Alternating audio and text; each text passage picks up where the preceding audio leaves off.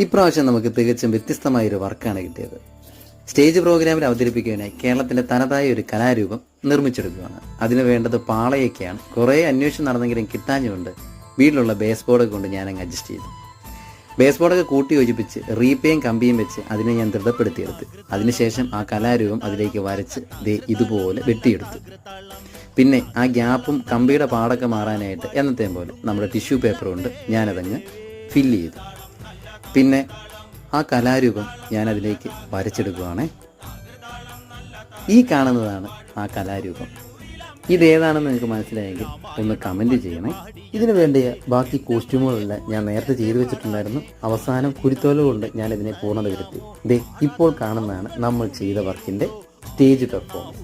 തികച്ചും വ്യത്യസ്തമായൊരു അനുഭവമായിരുന്നു എനിക്കത്. ഈ വർക്ക് എനിക്ക് തന്നത് ഡോക്ടർ രാഹുൽ ജയശങ്കറാണ്. ഇതുപോലെ വ്യത്യസ്തമായ വർക്കുകളുണ്ടെങ്കിൽ നിങ്ങൾ എന്നെ കോൺടാക്ട് ചെയ്യാൻ മറക്കല്ലേ.